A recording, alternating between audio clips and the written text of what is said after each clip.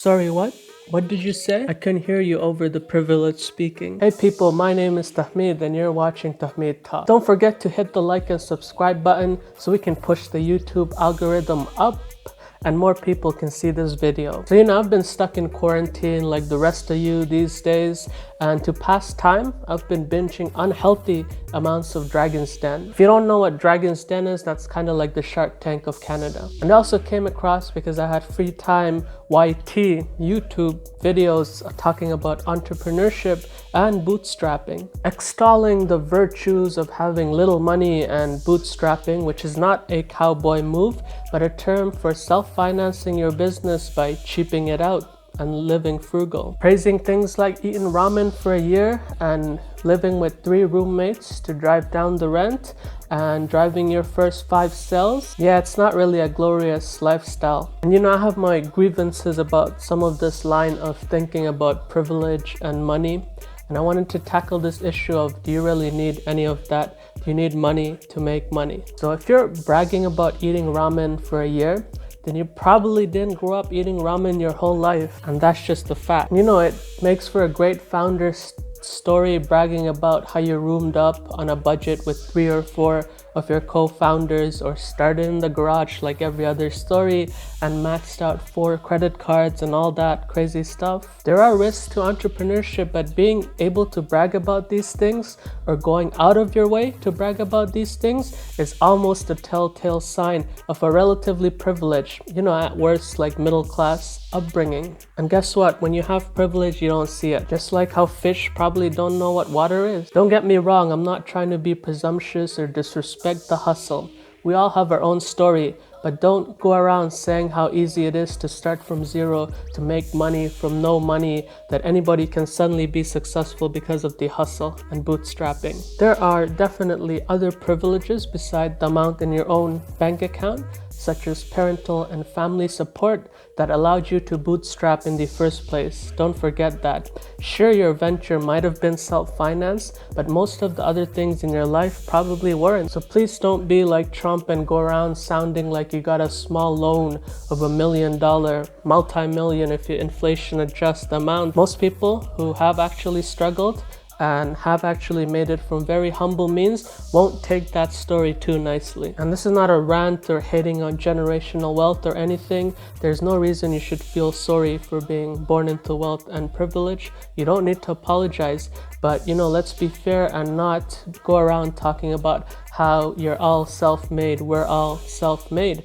This is a great topic, and I actually discuss it even more in length in my TahmidReads series, where I look at this book called Outliers, which touches on the topic of success and privilege in a very concise and coherent manner. And the link to the TahmidReads series is down in the description section below. Bottom line, TLDR, there are advantages that allow one to take risk and accumulate wealth, privileges that need to be recognized. And these advantages actually accumulate over time, from when you were a baby to your early adulthood, or whenever you decided to become an entrepreneur and bootstrap whatever venture. Remember, there are people who grew up pretty much eating ramen every day of their lives.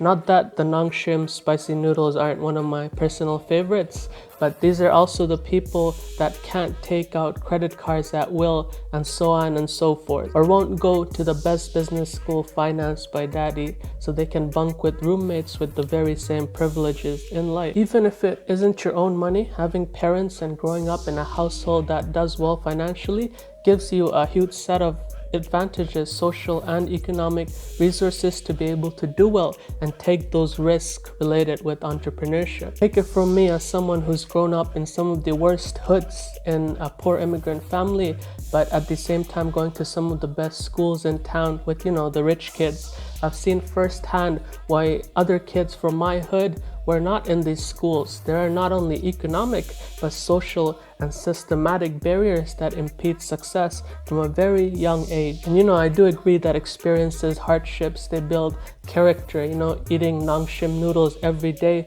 it does light a fire under your backside to strive to get out and make some dough. But remember, there's a difference to starving by choice and starving because you have no choice. Being around money and just the moneyed, meaning people who have it, brings its own set of fantastic privileges that allowed your bootstrapping to eventually succeed. Don't forget that money makes much more money. And to say that money doesn't help, that money doesn't bring in more money, is totally wrong. Why do you think people like Bezos and Trump took out significant loans in the early stages to build up what they did? And at a young age, they needed money to drive their ventures. Side note, a lot of kids don't have parents who can give them that size of loans to start off. And I talk about it in my personal finance series. There's a concept called time value of money. So the earlier you have this loan, very generous, it might have even been a grant from their parents, which along with other advantages, the more the advantage accumulates and the money accumulates over time. And that's why they are where they are today. So make sure to check your privilege at the door. And guess what? If Bezos and Trump decided they don't want to do real estate or Amazon, they could have very well taken those loans and invested in real estate or the stock market, and without any work, very passive forms, left that money there, and they would have still been tremendously wealthy today, because the reality is money does make money without effort, where you're no longer required to trade time. Once again, I talk about things such as passive income and all these great concepts that help the wealthy sustain their wealth in my Money Talk series, which is in the description link below. Rich people who live frivolously do so because they can have their money work hard for them and make more money for them. So they don't have to trade time for money like us plebs. And they go around telling people how they're self-made, telling all these stories about the early humble days and not recognizing the privileges and the other things that came that allowed them to be successful. Because if you know, bootstrapping or not, a vast majority of small businesses, early stage businesses end up failing. It is only a few that take the risk and are able to eventually succeed. And sometimes that risk is taken multiple times, and you need a lot of money and other privileges to be able to take those risks. Not your own money perhaps, but moneyed and money around you in your social networks. All right, I'm gonna take a break before I go off. I hope you liked what I was getting at. Do you agree? Do you disagree about my point about privilege and money and how it helps to take risk? Please do leave a comment down below about what you think. I'd love to hear your thoughts. And yes, I do read all the comments. Thank you for joining me. Take care now.